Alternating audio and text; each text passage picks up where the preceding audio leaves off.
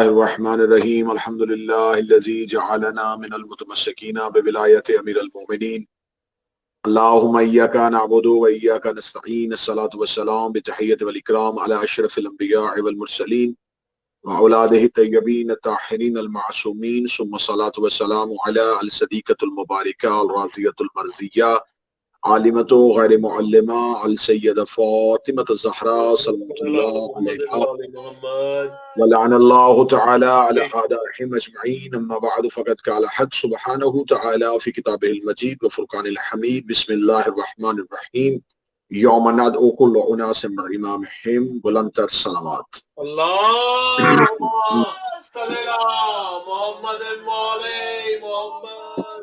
دعائے مالکان عزت آج کے ذکر میں شامل تمامی ناظرین و سامعین کی عزتوں میں اضافہ فرمائے اور خالق لم یزل اس ذکر کی برکت سے بانی مجلس جناب سید انتصار حسین شاہ صاحب اور ان کے خانوادہ، ان کے دوست احباب، میرے مالک تمام کی توفیقات خیر میں اضافہ فرمائے۔ ولایت علی چینل کی اس کاوش کو سرکار ولی العصر اپنی بارگاہ جلیلۃ القدر میں قبول و منظور فرمائے اور میرے آقا و میرے مولا اس کا بہتر سے بہتر اجر عطا فرمائے۔ جیسا کہ یہ 2 روزہ گفتگو کا سلسلہ مخصوص و منسوب ہے سرکار فرزند رسول حضرت امام حسن مجتبیٰ علیہ السلام کی ذات اقدس کے ساتھ، کل کی ابتدائی اور تمہیدی گفتگو میں نے آپ کے سامنے چند معروضات پیش کی تھی کہ امام حسن مجتبیٰ علیہ السلام کو اگر ہم تاریخ کے آئینے میں دیکھتے ہیں تو امام حسن جیسی قد آور شخصیت کو مورخ نے اپنی پست ذہنی کا ثبوت دیتے ہوئے انتہائی کم الفاظ میں لکھا ہے، جس وجہ سے تاریخ پڑھنے والا یا تاریخ کو سنانے والا امام حسن مجتبیٰ کی سیرت کے مختلف گوشوں سے آج تک نہ آشنا رہا۔ ہم کوشش کر رہے ہیں کہ ان مجالس میں حضرت امام حسن مجتبیٰ سرکار کی سیرت کے ان پہلوؤں پہ نظر ماری جائے اور ان پہلوؤں پہ گفتگو ہو جن کو عوام سے پوشیدہ رکھا گیا ہے۔ یقیناً حضرت امام حسن مجتبیٰ اتنے ہی اختیارات رکھتے تھے جتنی اللہ کی ہر حجت کے پاس اختیارات ہوتے ہیں۔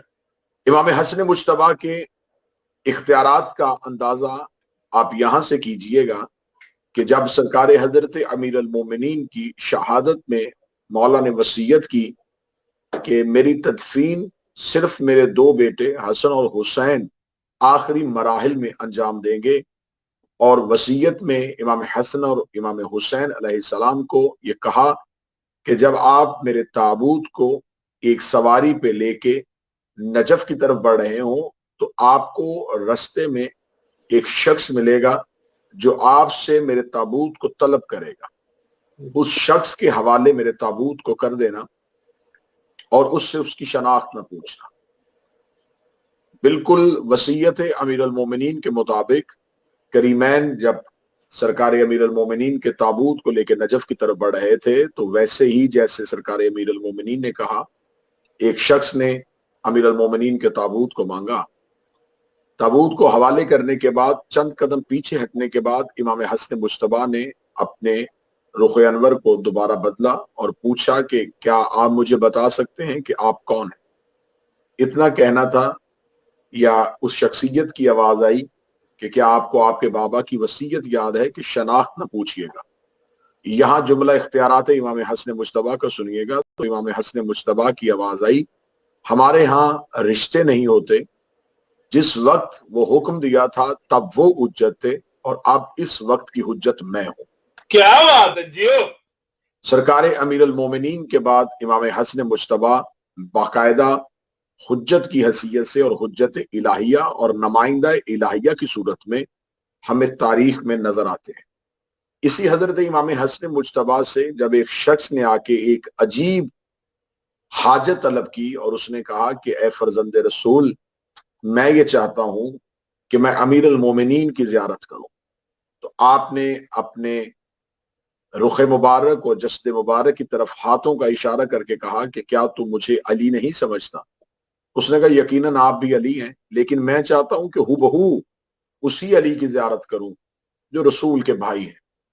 اتنا کہنا تھا یا امام حسن مجتبیٰ نے اس شخص کا ہاتھ تھاما اور اپنے صحن اقدس کی طرف بڑھے۔ دروازہ اقدس پہ آ کے رکے اور اپنے گھر کے پردے کو اٹھایا تو دکھایا کہ صحن میں ایک تخت ہے اور تخت میں امیر المومنین جلوہ گر ہے۔ امیر المومنین کو جلوہ گر دیکھا تو اسی شخص نے قدموں پہ ہاتھ رکھ کے کہا کہ اے فرزند رسول، یہ اختیار آپ کے پاس کیسا ہے؟ تو امام حسن مسکرائے اور مسکرا کے فرماتے ہیں حجت کے پاس یہ اختیار ہوتا ہے کہ جب چاہے وہ خفی کو جلی کر دے، جب چاہے تو وہ چھپی ہوئی چیز کو ظاہر کر دے۔ بے شک یہی حضرت امام حسن مجتبیٰ تھے جو دیوار کعبہ کے قریب کھڑے ہو کے اپنے ہاتھوں کو بلند کیا۔ مورخ کہتا ہے کہ ایسے جناب حسن مجتبیٰ نے ہاتھوں کو بلند کیا جیسے جیسے امام حسن کے دونوں ہاتھ اٹھ رہے تھے کعبہ کی دیواریں بلند ہو رہی تھی اور اتنی بلند ہو گئی ایسے لگ رہا تھا جیسے امام حسن مجتبیٰ نے کعبہ کو اپنی دونوں ہاتھوں اور دونوں ہتھیلیوں میں اٹھایا ہوا ہو۔ اتنے میں کنعان سے ایک تاجروں کا قافلہ ہے جو گزر رہا تھا اور انہی قافلے کے چند لوگوں نے دیکھا کہ کعبہ کی دیوار کے قریب ایک شخص ہے جس کی ہاتھ بلند ہے اور کعبے کی دیواریں ایسے اٹھی ہوئی ہیں جیسے اس نے کعبہ کو اپنے ہاتھوں پہ اٹھایا ہوا ہے۔ تو اس شخص نے جب یہ حالت دیکھی تو وہ اپنی سواری سے گرا اور گرنے کے بعد بے ہوش ہو گیا۔ جب اسے تھوڑی دیر بعد ہوش دلایا گیا تو اس نے کہا میں پوچھ سکتا ہوں جو شخص دیوار کعبہ کے قریب کھڑا ہو کے دعا کر رہا تھا وہ کون تھا؟ تو بتایا گیا یہ فرزند رسول حضرت امام حسن مجتبیٰ تھے۔ جب امام حسن مجتبیٰ کا نام آنا تھا تو اس شخص نے پوچھا کہ اب تو مجھے بتا کہ تجھے غش کیوں آ گیا ہے؟ اس نے کہا مصر میں ایک یوسف کو دیکھا گیا تھا اور انگلیاں کاٹ لی گئی تھیں، میں سمجھ گیا ہوں کہ اگر یہ مصر میں ہوتا تو انگلیاں نہ کٹتی بلکہ اس کے عشق میں گردنیں کاٹ لی جاتی۔ کیا بات ہے قبلہ، کیا بات ہے، نعرہ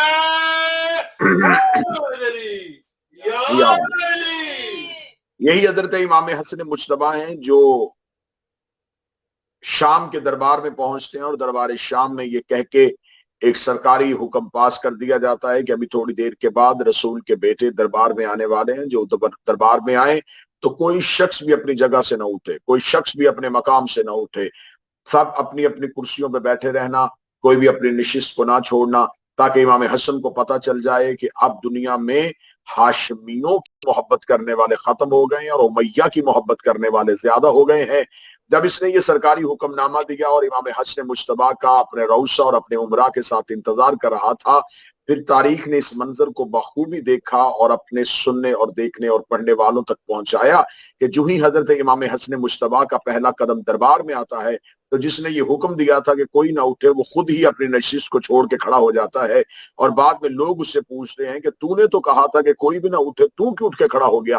اس نے کہا مجھے حسن کے پروردگار کی قسم جب حسن کا پہلا قدم دربار میں آیا تو میں نے دیکھا حسن کے پیچھے ایک آگ کا دیو آ رہا تھا جس کے ہاتھ میں آگ کا تازیانہ تھا، اس نے مجھے کان سے پکڑ کے کھڑا کر کے کہا اٹھ، تجھے نہیں پتا کہ حسن آ گئے ہیں؟ کیا بات ہے، نعرہ امام حسن مجتبیٰ دربار میں کھڑے ہوتے ہیں۔ امام حسن مجتبیٰ کو دربار میں کھڑے ہونے کے بعد یہ اپنے ہی تنخواہ دار لوگ جو اس کی خوشامد اور اس کی چاپلوسی کے لیے اس نے درہم و دینار کے لالچ میں دربار میں ہمیشہ بٹھائے ہوئے تھے کہ جب بھی کوئی بڑی شخصیت دربار میں آتی تھی تو وہ افراد جو اس کے من پسند تھے جن کو تنخواہ دی جاتی تھی وہ اٹھ کے کھڑے ہوتے، اس کے قصائد پڑھتے، اس کے باپ کی تعریفیں کرتے، اس کے دادا کی تعریفیں کرتے، اس کے خاندان کی تعریفیں کرتے۔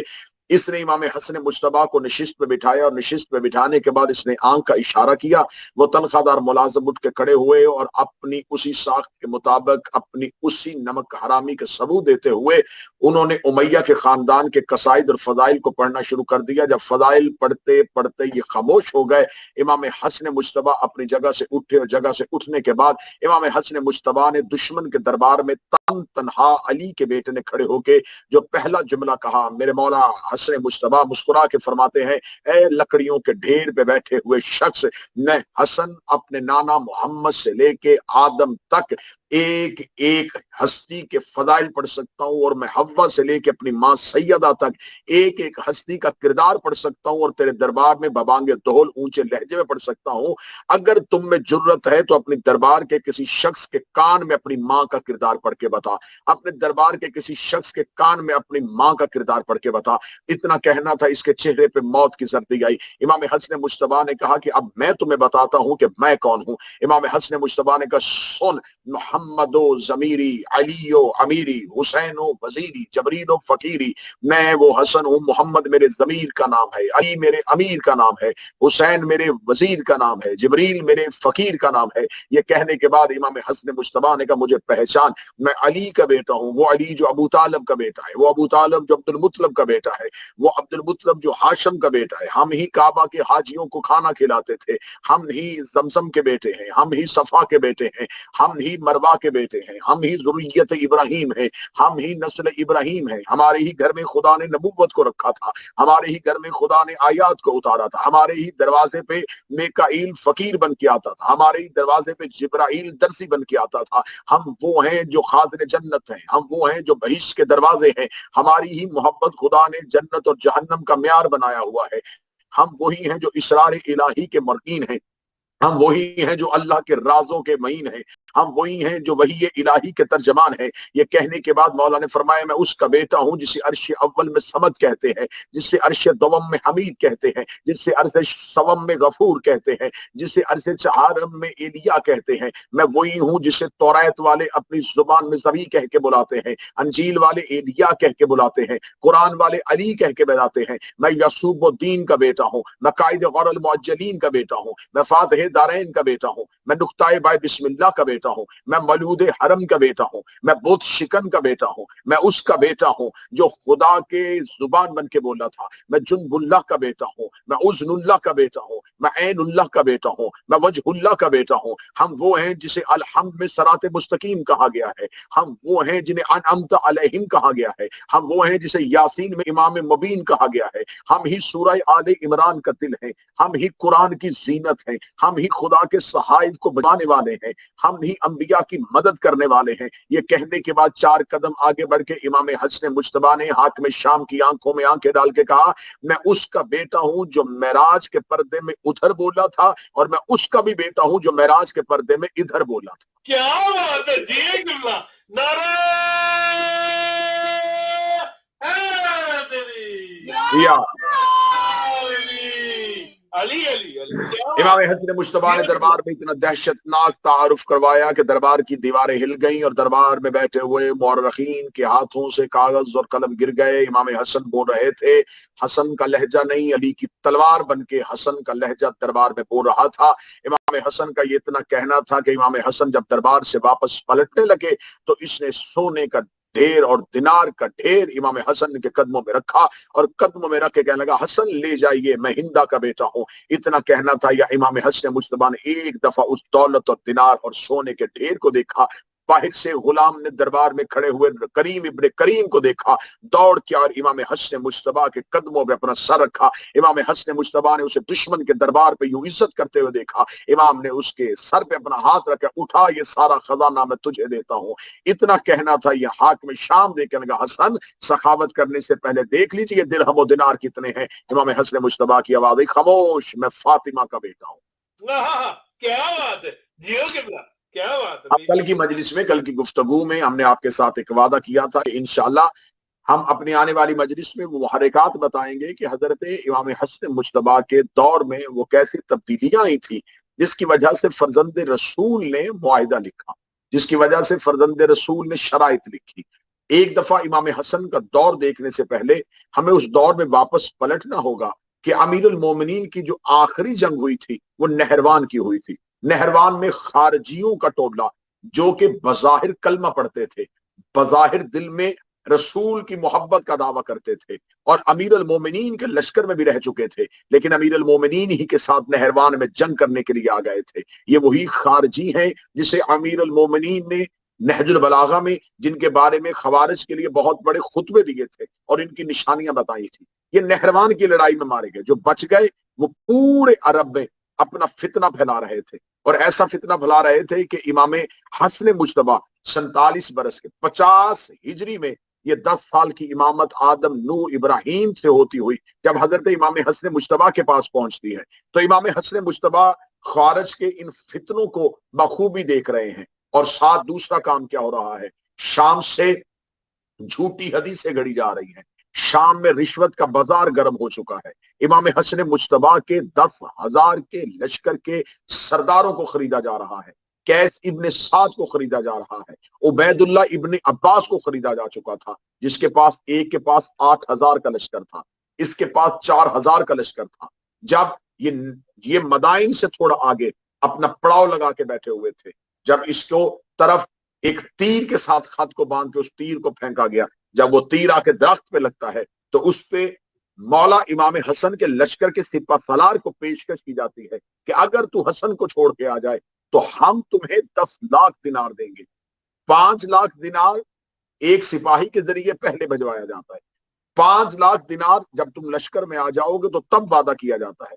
ادھر سردار خریدے جا رہے تھے، ادھر لشکر خریدا جا رہا تھا، ادھر خوارج تھے جو فتنہ پھیلا رہے تھے، ادھر شام میں جھوٹی حدیثیں گڑی جا رہی تھی۔ اس قدر گندگی کا ماحول، اس قدر سازشوں کا ماحول، اس قدر نجاستوں کا ماحول، اس میں حضرت امام حسن مجتبی اپنے چند رفقا کے ساتھ، اپنے چند دوست احباب کے ساتھ اگر قیام کر بھی لیتے تو صاحبان تاریخ یہ کہتی ہے کہ شام کے حاکم نے روم کی عیسائی سلطنت کے ساتھ 10 لاکھ دینار میں ایک دفاعی معاہدہ دستخط کر دیا تھا، جس میں روم کی عیسائی سلطنت کو 10 لاکھ دینار پیش کیا گیا تھا کہ اگر ہم پر حملہ شام میں ہو جائے تو روم کی فوجیں شام والوں کا دفاع کریں۔ امام حسن مجتبی جانتے تھے کہ اگر میں لشکر لے کے شام میں حملہ بھی کروں تو روم کی فوجوں کی اکثریت، شام کی سازشوں کا مرکز، خود اپنے ہی لشکر میں ایسے احباب جو ان سازشوں کا شکار ہو چکے تھے۔ اسی اسنا میں ایک شخص ہے جس کا نام ربیہ ابن عامر ہے، وہ بظاہر امام حسن سے محبت کرتا ہے اور آ کے امام حسن مجتبی سے کہتا ہے کہ کاش آپ بھی علی کی طرح قیام کر لیتے۔ امام حسن مجتبی کہتے ہیں کہ میں قیام کرنے کے لیے تیار ہوں، لیکن کیا تو مجھے بتا سکتا ہے کہ میرے پاس ناصرین کتنے ہیں؟ اس نے کہا آپ کے ساتھ کئی ہزار کا لشکر آ جائے گا۔ امام حسن مجتبی نے کہا تو 1000 چھوڑ، میں سینکڑوں کی بات بھی نہیں کرتا، تو مجھے 9 افراد لا کے دے، میں قیام کر لیتا ہوں۔ صاحبان ذرا اس جملے کو بخوبی سنیے گا کہ امام وقت ہیں، فرزند رسول ہیں، علی کے بیٹے، اور وہ امت سے کتنے افراد مانگ رہے ہیں؟ 9 افراد، 9 افراد لا، میں قیام کرتا ہوں۔ لیکن جن احباب کو لائے ان سے کہہ دینا، حسن کہتے ہیں کہ اپنے سروں کو منڈوا کے آنا۔ جب وہ جا کے لوگوں سے کہتا ہے کہ امام حسن مجتبی آپ کو اپنی نصرت کے لیے بلا رہے ہیں اور ایک شرط ہے کہ سروں کو منڈوا کے آنا، تو آگے سے ایک جواب کہکوں کی صورت میں دیا جاتا ہے کہ یہ کیسی خواہش ہے، یہ کیسا اسلام، اور وہ واپس پلٹ آتا ہے، پلٹ کے شرمندہ ہو کے مولا سے کہتا ہے مولا میں اکیلا سر منڈوا کے آ گیا ہوں، میں آپ کے ساتھ جانے کے لیے تیار ہوں۔ امام حسن مجتبی کہتے ہیں کہ جو لوگ میرے کہنے پہ اپنے سر کے بال نہیں منڈوا سکتے وہ میرے کہنے پہ ہندا کے بیٹے کو کیسے قتل کریں گے؟ یہ کہہ کے امام حسن مجتبی کہتے ہیں کہ اب تو بتا تجھ اکیلے کو مروا دوں؟ شیعت کے جان اور مال کا تحفظ کیا امام وقت کی ذمہ داری نہیں؟ میں امام برحق ہوں۔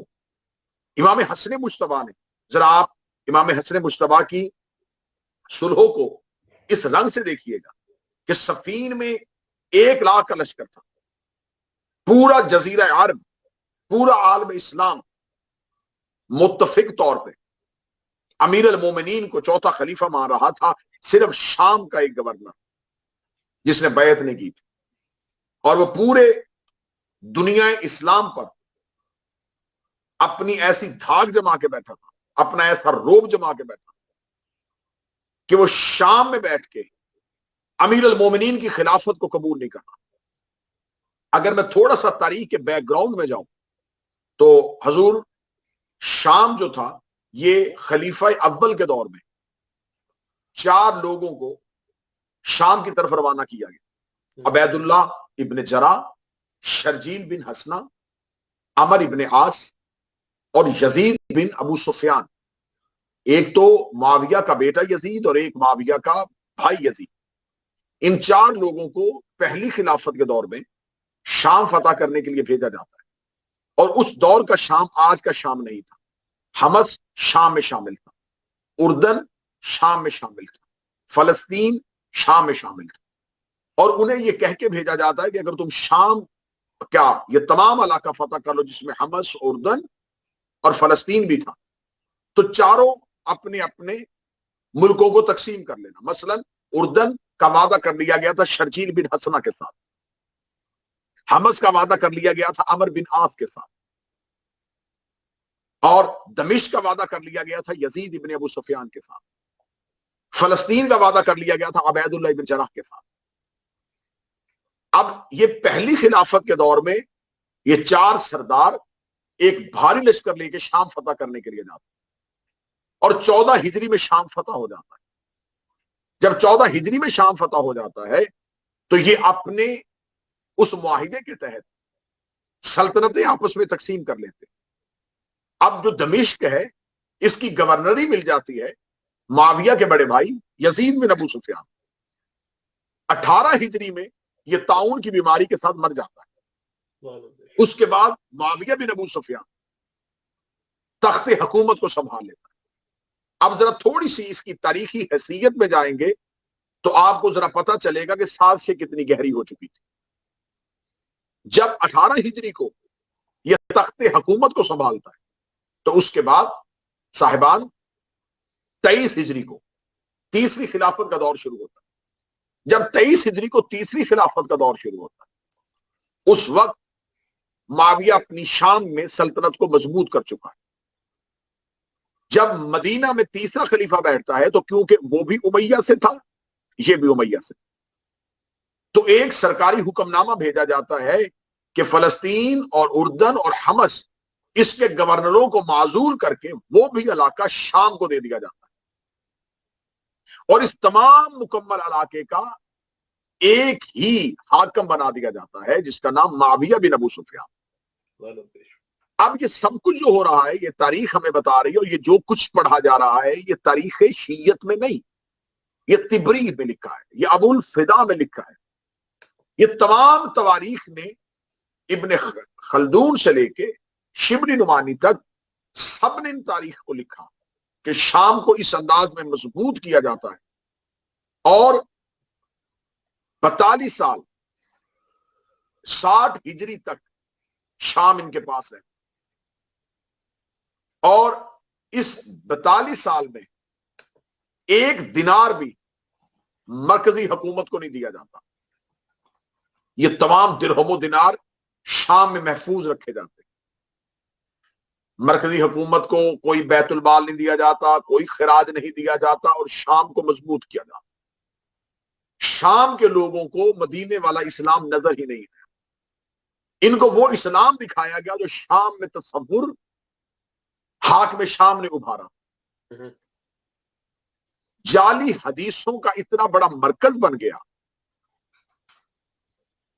کہ 2300 حدیث حاکم شام کی شان میں نبی کی ایک زوجہ سے لے لی. اب آج تک ان کے ساتھ ایک لفظ اس کے ساتھ لکھا جاتا ہے کاتب وحی. میں مسلمان اہل سنت اگر میرے کوئی سامعین آج کی اس مجلس کو سنے تو میں اس درد دل رکھنے والے اہل سنت سے پوچھنا چاہوں گا کہ یہ فتح مکہ پہ مسلمان ہوئے تھے. فتح مکہ کے بعد آیتیں آئی ہی کتنی تھی جو ان کو کاتب وحی کا درجہ دے دیا ہے.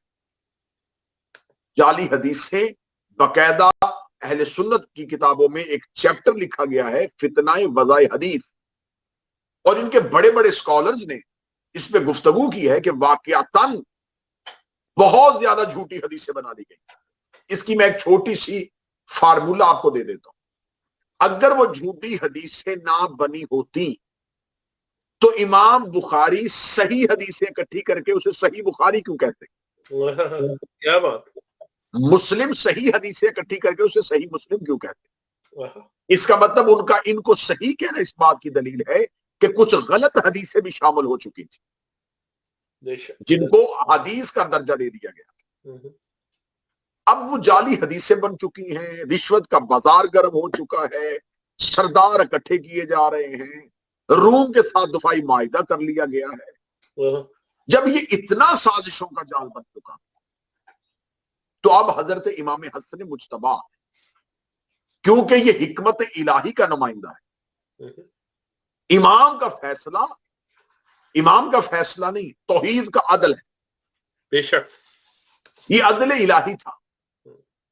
دیکھیے آپ کسی ڈاکٹر کے پاس جائیں اور ڈاکٹر کو جا کے کوئی مریض اپنی نبض دکھائے اور مرض کی تشخیص کر کے اسے دوا لکھ کے دے، اور تھوڑا عرصہ دوا کھانے کے بعد دوبارہ مریض جا کے کہے کہ مجھے شفا نہیں ہوئی، تو ڈاکٹر کہے گا کہ اب آپ کا آپریشن کرنا پڑے گا کیونکہ مرض بڑھ چکا ہے. تو آپ ڈاکٹر پہ اعتراض نہیں کر سکتے کہ کل آپ نے کہا تھا دوا کھا، آج کہہ رہے آپریشن کروا. تو دونوں میں سے کون سا بہتر ہے؟ وہ کہے گا وہ دور جو تھا اس دور میں مرض کم تھا، دوا سے علاج ممکن تھا، لیکن آج مرض طویل ہو گیا ہے، دوا سے علاج ممکن نہیں. امام حسن کے دور میں ملوکیت کا مرض ابتدا میں تھا، امام حسن نے شرط والی دوا لکھ دی. امام حسین کے دور میں مرض بڑھ چکا تھا، امام حسین کو کربلا میں آنا پڑا. میں پورے وثوق کے ساتھ ایک جملہ، اگر کسی نے سمجھ لیا تو اس جملے میں میں پوری ہسٹری کو بند کر دوں گا کہ امام حسن نے صلح نہیں کی، امام حسن سے صلح کی. کیا بات ہے جیو قبلہ، ایسے ہی ہے. امام حسین نے جنگ نہیں کی، امام حسین سے جنگ کی. کیا بات ہے قبلہ. اگر امام حسین کے دور میں امام حسن ہوتے تو وہی کرتے جو امام حسین نے کیا. بے شک. امام حسین کے اگر امام حسن کے دور میں ہوتے تو وہی کرتے جو امام حسن نے کیا. بے شک. حجت ہر دور کے تقاضے کے مطابق چلتی. حجت الہیہ بہتر سمجھتی ہے کہ یہ دور کیسا ہے. اب حجت الہیہ دیکھیں، وہی امیر المومنین جو بدر میں بہادری سے لڑے، احد میں بہادری سے لڑے، آخر رسول کے بعد اس امیر المومنین نے اپنی تلوار کو نیام میں واپس کیوں رکھا؟ اس لیے کہ حجت بہتر سمجھتی تھی کہ اب گوشہ نشینی کرنی. اور یہی وجہ ہے کہ ایک شخص نے امام حسن کے قدموں میں بیٹھ کے دشمن کے دربار سے آیا تھا، اور اس نے امام حسن کے قدموں میں بیٹھ کے کہا تھا کہ خدا بہتر جانتا ہے کہ اس نے رسالت کو کس گھر میں رکھنا ہے، یقیناً آپ سے بہتر گھر کوئی نہیں. بے شک.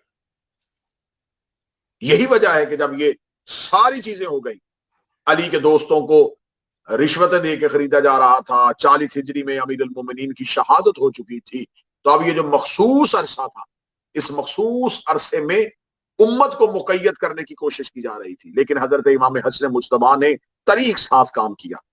دیکھیں 40 سال لگے رسول کو مکہ میں، اور مکہ میں رسول نے کافروں کو مسلمان کیا. ایسے ہی جب کافروں سے نکل کے مسلمانوں میں آئے، میں اب بالکل منطقی انجام پہ گفتگو کو لے کے آنے لگا. 40 سال مکہ میں، 40 سال لگ گئے کافر کو مسلمان کرنے. جب مسلمان ہوئے تو اگر مسلمان کی ایک شکل ہوتی تو خدا ایک صورت بھیجتا، جیسے کافروں کی ایک ہی شکل تھی، ایک صورت آئی کافرون. مسلمانوں کی ایک شکل ہوتی تو ایک صورت آتی مسلمون. مسلمانوں کے لیے 2 صورتیں آئیں، مومنون اور منافقون. کافر اسلام میں آئے، لیکن اسلام میں آگے 2 طرح کے معیار بن گئے، ایک مومنون ایک منافقون. 23 سال رسول کو مدینے میں لگے، لیکن اسلام سے منافق باہر نہ نکل سکے. خدا نے قرآن میں پوری صورت بھیج کے نشانیاں بتا دی. اللہ نے نام نہیں بتائے، رسول نے لوگوں کو تشخیص نہیں کیا اور لوگوں کو مخر نہیں کیا کہ یہ ہیں، لیکن منافقون اسلام میں چھپے بیٹھے. اعلان غدیر کے ساتھ منافقت ظاہر ہو گئی. غدیر نے منافقت کو ظاہر کیا. جب غدیر نے منافقت کو ظاہر کیا تو امیر المومنین نے خاموشی سے دروازہ بند کر لیا. رسول کے جانے کے بعد امیر المومنین امت کو موقع دے رہے تھے کہ تم علی سے پیچھے ہٹ جاؤ، کیونکہ خدا نے قرآن میں وعدہ کر لیا تھا انما یرید اللہ لیذھب عنکم الرجس اہل البیت ویطہرکم تطہیرا. اللہ نے ہر رجس کو آپ سے دور کر دیا. بے شک.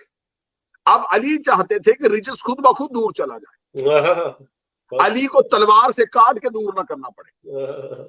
اب رجس دور ہو رہا تھا، امیر المومنین نے 25 سال لگے منافقت کو اسلام سے نکالنے میں، 63 سال لگے رسول کو، 23 سال مدینہ میں لگ گئے، 40 سال کافروں کو مسلمان کرنے میں اور 23 سال مسلمانوں سے منافقت نکالنے میں، 25 سال امیر المومنین کو لگ گئے۔ جو کام ایک نبی اور ایک ولی نے 23 اور 25 سال میں کیا تھا، امام حسن نے 5 شرطوں میں کر دیا۔ کیا بات! امام حسن مجتبیٰ نے ساری منافقت شام میں اکٹھی کر دی۔ امام حسن مجتبیٰ نے تاریخ کو یہ لکھنے میں مجبور کر دیا کہ میں نے شرائط لکھ کے ان کو زنجیروں میں جکڑ دیا۔ پہلی شرط سنیے گا، امام حسن مجتبیٰ نے کہا آج کے بعد قرآن اور سنت پہ عمل ہوگا۔ یہ شرط نہیں تھی، یہ ملوکیت کی گردن میں زخم تھا۔ یہ شرط نہیں تھی، یہ امام حسن کا وار تھا۔ یہ شرط نہیں تھی، یہ علی کے بیٹے کا حملہ تھا۔ آج کے بعد قرآن اور سنت پر عمل کرے گا۔ اگر کر رہا ہوتا تو کبھی نہ لکھتے کہ کرے گا۔ کیا بات ہے قبلہ! امام حسن مجتبیٰ نے دوسری شرط لگی کہ آج کے بعد کوئی خطیب ممبر میں بیٹھ کے میرے بابا علی کے خلاف زبان درازی نہیں کرے گا۔ آج اعتراض کیا جاتا ہے، آج ملک پاکستان میں جو صورتحال بن چکی ہے وہاں بار بار یہ اعتراض کیا جا رہا ہے کہ مذہب جعفریہ کی طرف سے ممبر آل محمد سے شخصیات پہ تنقید ہو رہی ہے، چند لوگوں کو برا بلا کہا جا رہا ہے، یہ مقدسات کو برا کہا جا رہا ہے۔ تو اگر میرا کوئی اہل سنت بھائی سن رہا ہے تو میں ان سے کہوں گا کہ آج اگر آپ سر جوڑ کے بیٹھے ہیں کہ اتحاد کی خاطر آپ کو زبانیں خاموش کروانی پڑیں گی، تو اس اتحاد کا پہلا فارمولہ تو امام حسن نے دیا تھا، اور امام حسن نے کہا تھا کہ کوئی میرے باب علی کے خلاف نہیں بولے گا۔ اگر اس وقت معاہدہ پورا کر لیا جاتا تو آج کسی بھی ممبر سے کوئی بات نہ ہوتی۔ لہٰذا معاہدہ ہم نے نہیں توڑا، معاہدہ پہلے آپ نے توڑا تھا۔ کیا بات ہے قبلہ! دشمنان اہل بیت پر لعنت بے شمار۔ زبانیں سب سے پہلے امیر المومنین کے خلاف آپ نے استعمال کی، مفتی آپ نے خریدے تھے، ذہن آپ نے خریدے تھے، قلم آپ نے خریدے تھے۔ امیر المومنین کے شہزادے نے کہا آج کے بعد کوئی میرے بابا علی پہ نہیں بولے گا۔ تو اہل سنت کتابیں بھری پڑی ہیں کہ کیا وہ زبانیں بند ہو گئیں؟ کیا پھر سب و شتم نہیں ہوا؟ کیا امیر المومنین کے بارے میں پھر تبرہ بند ہو گیا؟ نہیں ہوا۔ مسجدوں میں ہوتا رہا، جمعہ کے خطبوں میں ہوتا رہا، اعلانیہ طور پہ ہوتا رہا۔ اور اہل سنت کی کتابوں میں لکھا ہے کہ حضرت انہوں نے اپنی کتابوں میں لکھا کہ عمر بن عبدالعزیز نے آ کے اپنے دور میں 80 سال کے بعد اس بدعت کو ختم کیا۔ امیر المومنین کے شہزادے نے کہا کہ آج کے بعد کوئی زبان نہیں بولے گی، یہ دوسری شرط۔ اٹھاؤ یہ تخت اور تاج، یہ میرے باپ کی جوتی کا صدقہ ہے۔ امام حسن مجتبیٰ نے تخت کو ٹھوکر مارا، تاج کو ٹھکرا دیا، قرآن اور سنت کا نفاذ کر دیا۔ امیر المومنین کے خلاف زبانوں کو بند کروانے کے لیے شرط لکھی، خبر تھی کسی شرط پہ عمل نہیں ہوگا، لیکن حسن مجتبیٰ چاہتے تھے کہ مورخ لکھے قرآن کا حامی کون تھا، سنت کا حامی کون تھا۔ کیا بات ہے قبلہ! آج اگر کوئی چاہتا ہے کہ میں اہل سنت بنوں تو بتاؤ شام میں بیٹھے ہوئے حاکم اور مدینے میں بیٹھے ہوئے علی کے بیٹے کے درمیان جو شرائط ہوئی تھی ان میں سے سنت کی شرط کس نے رکھی تھی؟ اگر حسن نے رکھی تھی تو پھر اہل سنت وہ ہوگا جو حسن کی شرط کے مطابق حسن پہ درود پڑھے گا اور حسن کے دشمن پہ لعنت کرے گا۔ کیا بات ہے! دشمنان اہل بیت پر لعنت بے شمار۔ سنت کے تحفظ کی بات امام حسن مجتبیٰ نے کی تھی، سنت کے محمد نفاذ کی بات حضرت امام حسن مجتبیٰ نے، ماننے والوں کے جان اور مال کے تحفظ کی بات امام حسن مجتبیٰ نے۔ کیا بات! کیا بات! امام حسن مجتبیٰ دین اسلام کا وہ روشن ستارہ تھا، جب تک جوبن پہ رہا ظلمت کے بادل گھبراتے رہے، شام کانپتا رہا، تخت اور تاج کو ٹھکرا دیا گیا۔ مدائن میں آ کے جناب مختار بن ابو عبیدہ ثقفی کے چچا سعد کے گھر جناب امام حسن مہمان بن جاتے. 10,000 کا لشکر پہلے حسن مجتبیٰ کو چھوڑ کے چلا گیا, 4,000 کا لشکر پیچھے بچ جاتا ہے. اس 4,000 میں بھی بغاوت. امام حسن مجتبیٰ کہتے ہیں کہ میرے بابا نے تم کو آزمایا تھا, اگر تم میں دم خم ہوتا تو کبھی بھی صفین میں نیزوں پہ اٹھے ہوئے قرآن کو دیکھ کے علی کا ساتھ نہ چھوڑ. تم نے نیزوں پہ قرآن دیکھا اور گھوڑے میں بیٹھا قرآن نہ دیکھا. کیا بات ہے, کیا بات ہے. تم نے چمڑے پہ لکھا ہوا قرآن دیکھ کے حقیقت قرآن کو فراموش کر دیا. اگر تم اس وقت میرے بابا کا ساتھ دے دیتے, اگر تم نہروان میں مقدسین اور خوارج کے خلاف قیام کر دیتے. آج تم مجھ سے کہہ رہے ہو کہ حسن قیام کر, جب تم نے بابا کا ساتھ نہیں دیا تو میرا ساتھ کیا دو گے؟ جاؤ ہم تمہیں 10 سال کی مہلت دے دیں, 10 سال اور تیاری کرو, 10 سال بعد ہم تمہیں کربلا میں بلائیں گے. اگر امت امام حسن مجتبیٰ کے بعد یہ کہہ رہی تھی کہ حسن کو لڑنا چاہیے تھا تو جب حسین بلا رہے تھے پھر کیوں نہیں گئے؟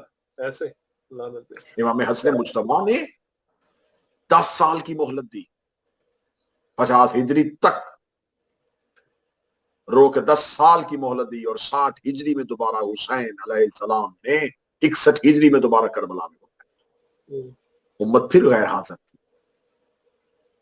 امام برحق گا رہے تھے, لوگ پھر بھی نہ گئے. لہذا اس سازش کو کامیاب نہ ہونے دیا امام حسن مجتبیٰ نے, جس سازش کے تحت امام حسن کا قتل میدان میں کروانا چاہتے تھے اور کربلا کے رستے کو روکنا چاہتے تھے. امام حسن نے 10 سال کی مہلت اس لیے دی, اس جملے کو شاہ صاحب آپ خصوصی محبت کے ساتھ وصول کریں گے. امام حسن مجتبیٰ نے امت کو 10 سال کی مہلت اس لیے دی کہ ابھی کربلا جوان نہیں ہوئی تھی. کیونکہ کربلا حادثے کا نام نہیں, کربلا وعدے کا نام تھا. یہ وعدہ ہو چکا تھا اور اس وعدے کو پورا کرنے والے کچھ کردار ابھی باقی تھے. اگر امام حسن جنگ کر کے ہی کربلا بپا کر دیتے, ابھی قاسم جوان نہیں تھے, ابھی اکبر جوان نہیں تھے, اصغر تو ابھی آئے ہی نہیں تھے, معصومہ شام تو ابھی آئی نہیں تھی. جن کرداروں نے کربلا میں چمکنا تھا وہ چاند ابھی اف کے آل محمد پہ طلوع نہیں ہوئے تھے.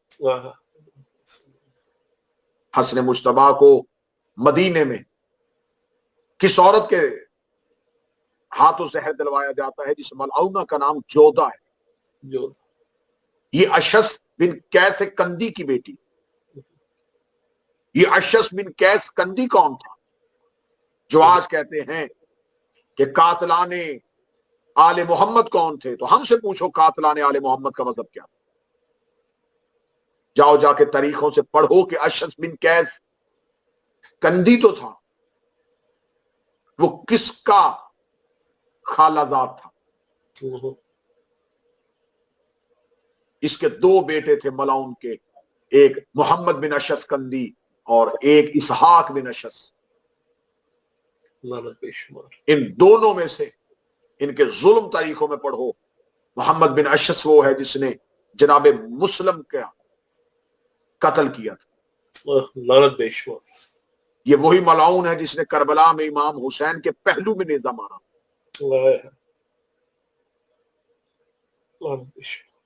یہ مختار سقفی کے سامنے دونوں بھائی قید کر کے لائے گئے.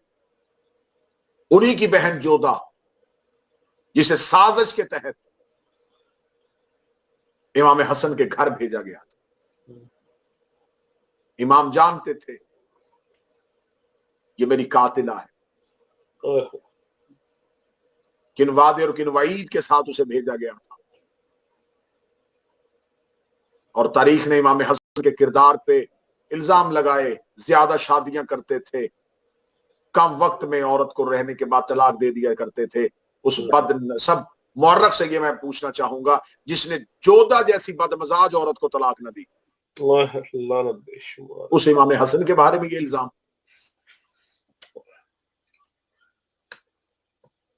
امام حسن مجتبیٰ نے جب آخری وقت میں یہ ملعونہ زہر دے رہی تھی اور ذہن میں یہ لالچ تھا کہ شہادت حسن کے بعد منصوبہ مکمل ہو جائے گا اور مجھے شام روانہ کر دیا جائے گا اور وہاں حاکم شام میری شادی اپنے بیٹے یزید سے کر دے گا اور میں آنے والی دور کی ملکہ بن جاؤں گی،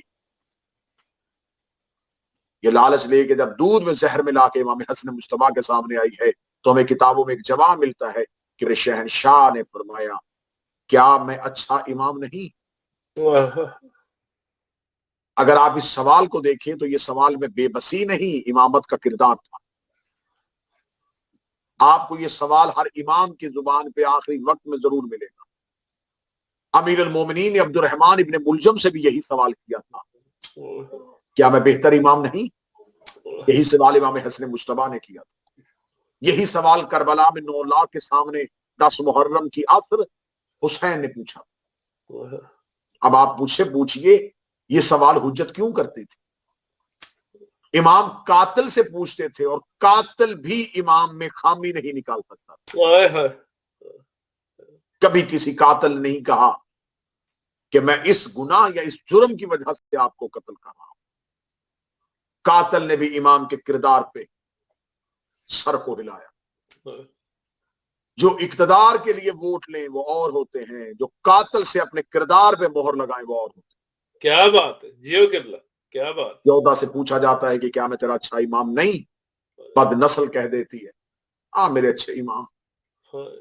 زہر کی شدت اتنی زیادہ تھی، زہر حلال، کتابیں کہتی زہر اتنی سخت ہے کہ اس کا ایک دن کا سمندر میں پھینک دیا جائے تو آبی جانور مر جائے، یہ زہر مل جاتی ہے۔ امام حسن مجتبیٰ مدینہ کی گلیوں میں روتے ہوئے جناب فروا کے دروازے پہ آتے، جناب فروا دروازے کو کھولتی ہے، مولا حسن کی آواز آتی ہے فروا میرے قاسم کو جگائیے۔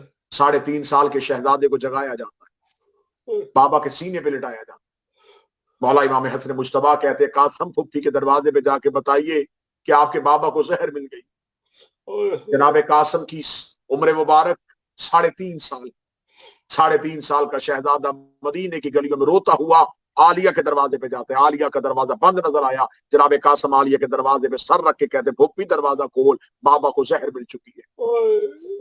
علی کی بیٹی تڑپ کے بستر سے اٹھتی ہے، رو کہتی ہے اما فضا چراغ روشن کیجیے، میں نے خواب دیکھا ہے میری ماں کا پہلو سے ہاتھ اٹھا ہوا ہے، میں نے قبر محمد کو پھٹا ہوا دیکھا ہے، میں نے مسجد نبوی کے میناروں کو گرتے ہوئے دیکھا ہے، میں نے دیوار کعبہ کو پھٹتے ہوئے دیکھا ہے۔ جو ہی دروازہ کھولا جاتا ہے جناب قاسم کی حالت کیا ہے، سر پہ عمامہ نہیں، گریبان پھٹا ہوا ہے، آستین الٹی ہوئی ہے۔ جناب فضا کی آواز آتی ہے کنیز قربان ہو جائے میرا امیر قاسم۔ جناب قاسم رو کہتے امیر قاسم نہیں، تیرا یتیم قاسم۔ اما بابا کو زہر مل گئی ہے۔ علی کی بیٹیاں مولا حسن کے گھر جاتی ہیں، حالت کیا ہے؟ ام فروا کے ہاتھوں پہ امام حسن کے جگر کے ٹکڑے ہیں، بی بی جگر کے ٹکڑے چھپانے لگتی ہے، یہاں عالیہ کی آواز آتی ہے فروا چھپانا، میں ہاتھوں پہ لینے کے لیے آئی ہوں۔ ساری مولا کی اولاد اکٹھی ہو جاتی ہے، ساری بہنیں اور بھائی اکٹھے ہو جاتے ہیں، اسرار امامت مولا کریم کربلا کے حوالے کیے جاتے ہیں۔ قاسم کو تعویذ لکھ کے بازو پہ باندھ دیا جاتا ہے، یہ وہی تعویذ ہے جسے دکھا کے کربلا میں قاسم نے موت کی اجازت لینی ہے۔ بہنوں کے برقوں کی ضمانت عباس سے لے لی جاتی ہے۔ اسرار امامت حوالے کرنے کے بعد بھائی کے سینے میں بھائی کا سر تھا، یا قالوا ان للہ و انا الیہ راجعون کی آواز آئی، بھائیوں نے غسل دیا، بھائیوں نے کفن دیا، بڑی مشکل سے بہنوں نے جنازہ چھوڑا۔ جنازہ مدینے کے بازار میں آیا، چند لوگوں نے سامنے کھڑے ہو کے کہا حسین یہ کون ہے؟ فرمایا میرا بھائی ہے۔ کہاں لے کے جا رہے ہو؟ کہنے لگے زہر مل گئی ہے، شہید ہو چکے ہیں، پہلو محمد میں دفن کرنے جا رہے ہیں۔ یا ایک ملعون آ کے کہتا ہے قبر محمد تم سیدوں کی جگیر نہیں ہے، ہم تمہیں پہلو رسالت میں دفن نہیں کرنے دیں گے۔ امام حسین کی نظر عباس کے چہرے پہ جاتی ہے، جناب عباس کا بدن لرزنا شروع ہو جاتا ہے، یا ایک عورت رومال کا اشارہ کرتی ہے، 300 تیر کمان سے نکلتا ہے، ایک خنجر بردار عورت کے اشارے پہ 300 تیروں کا کمان سے نکل کے حسن کے جنازے پہ آنا ہوتا ہے۔ یا جناب जनाब अब्बास जनाजे के सामने हाथ फैला के खड़े हो जाते हैं और आवाज दे के कहते तीर मारने का शौक हो करबला में आ जाना, वहां रोकने वाला कोई ना होगा। इमाम हसन के जनाजे पे तीर लगते हैं, जख्मी जनाजा लेके घर की तरफ रवाना हुआ जाता है। जनाब अब्बास तेज कदमों के साथ घर की तरफ दौड़ते हैं। आलिया दरवाजे पे खड़ी होती है, अब्बास को आते हुए देखती है। मेरी शहजादी की आवाज आती है, अब्बास जल्दी न कर, अब्बास मुझे बता हुआ क्या है। सरकार अब्बास अपना अमामा उतार के आलिया के कदमों में फेंकते हैं, फिर रो कहते आपको आपकी माँ का वास्ता मुझे मेरी तलवार दे दीजिए, मेरे भाई के जनाजे पे तीर लग गए। इसी हालत में जनाजा जख्मी घर में वापस आता है। जो ही जनाजा घर में वापस आता है तो किताबें कहती रिसालत माब जन्नत का एक कफन जिसका एक हिस्सा रसूल को मिला था, एक हिस्सा अमीरुल मोमिनीन को मिला था, एक हिस्सा सैयदा को मिला था, आलिया ने एक हिस्सा मौला हसन को दे दिया था। करीम करबला रो के कहते हैं मेरी बहन हसन का कफन लहू से भर गया है, तेरे पास कोई कफन बाकी है। बीबी रो के भाई के गले में बाहें डाल के कहती है जो जन्नत से कफन आया था उसके 5 हिस्से थे, एक नाना ले गए, एक बाबा को दे दिया, एक माँ को दे दिया, एक हिस्सा हसन को दे दिया था। हुसैन अब एक ही कफन है जो तेरे हिस्से का है, तेरे हिस्से का नाम आना था। करबला का करीम बहन के हाथ पकड़ता है, रो के कहता है मेरे हिस्से का कफन लाइए। बीबी देख कहती तू क्या पहनेगा, रो कहते मुझे कफन की जरूरत ही ना होगी, मेरे हिस्से का कफन भी मेरे भाई को पहनाइए। दूसरी बार कफन मौला हुसैन को पहनाया जाता है। जख्मी जनाजा आलिया के घर में है, शहजादी भाई के जनाजे पे आती है। अजीजान मोहतरम और अज़ादारान मजलूम करबला, आप सुनते हैं करबला में हुसैन का अकबर के जिगर से बर्छी निकालना, आप सुनते हैं करबला में हुसैन का असगर की गर्दन से तीर निकालना। आइए आज सुनिएगा, आलिया भाई के जनाजे पे आती है और मेरी शहजादी हसन मौला के जनाजे से पहला तीर खींचती है। पहला तीर खींच के बीबी कब्र रसूल पे जाती है, कब्र रसूल पे रो के कहती है नाना आप कहा करते थे हसन मेरा अमीर बेटा है, हुसैन मेरा गरीब बेटा है, एक बार घर आइए अपने अमीर का जनाजा देखिए, फिर मुझे बताइए आपके अमीर का जनाजा ऐसा है तो आपके गरीब का जनाजा कैसा होगा।